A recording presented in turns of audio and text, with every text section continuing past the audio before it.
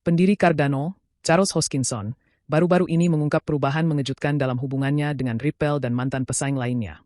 Dalam wawancara di podcast The Wolf of All Streets, Hoskinson membahas berbagai topik tentang industri kripto, termasuk perkembangan Cardano dan bagaimana hubungannya dengan para pemimpin di Ripple telah berkembang.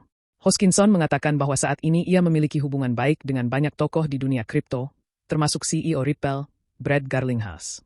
Ini merupakan perubahan besar, mengingat ketegangan yang pernah terjadi antara komunitas Cardano dan XRP. Sebelumnya, hubungan Hoskinson dengan Ripple sempat bermasalah, terutama karena kontroversi ETH. Teori ini menyebutkan bahwa tim Ethereum memiliki koneksi khusus dengan beberapa pejabat SEC, yang memberi ETH keuntungan tidak adil dibanding pesaing seperti XRP. Beberapa pendukung XRP percaya bahwa ini adalah alasan utama SEC menggugat Ripple pada Desember 2020. Namun, Hoskinson secara konsisten membantah teori ini, yang memicu perdebatan sengit antara komunitas Cardano dan XRP. Seiring waktu, ia berusaha meredakan ketegangan dengan meminta maaf secara terbuka kepada komunitas XRP dan bahkan menyarankan kemungkinan kerjasama antara Cardano dan Ripple.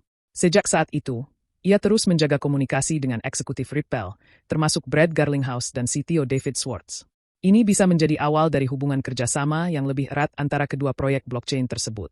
Salah satu hal paling menarik dari diskusi terbaru Hoskinson adalah minatnya untuk membawa stablecoin Ripple, RLUSD, ke ekosistem Cardano.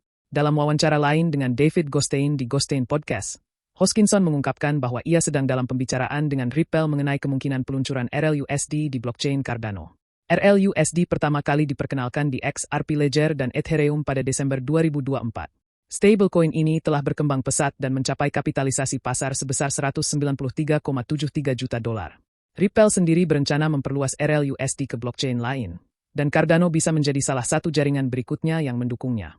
Jika RLUSD berhasil diintegrasikan ke dalam Cardano, ini bisa meningkatkan fungsionalitas blockchain dan memberikan lebih banyak opsi bagi pengguna yang mencari aset digital stabil.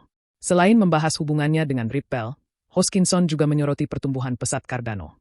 Ia mencatat bahwa total nilai terkunci, TVL, di jaringan ini terus meningkat hingga 100% setiap tahun.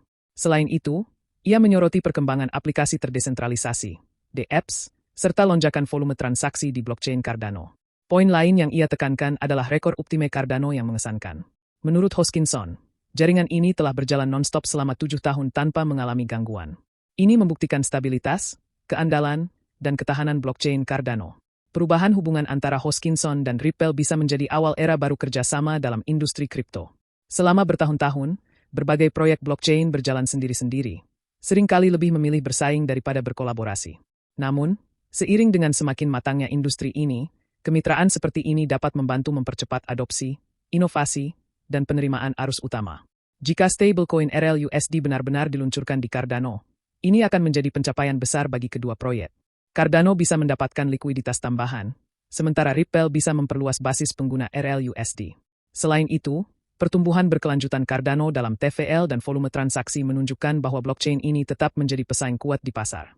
Dengan berbagai pengembangan dan potensi kemitraan baru, Cardano semakin memperkuat posisinya sebagai salah satu jaringan blockchain paling andal. Perubahan dari rivalitas menjadi kerjasama antara Cardano dan Ripple adalah perkembangan menarik di dunia kripto. Dengan Hoskinson yang kini berdiskusi langsung dengan para pemimpin Ripple, kita mungkin akan melihat kolaborasi besar dalam waktu dekat. Akankah hubungan baru ini menghasilkan peluncuran RLUSD di Cardano? Dan bagaimana dampaknya terhadap pasar kripto secara keseluruhan?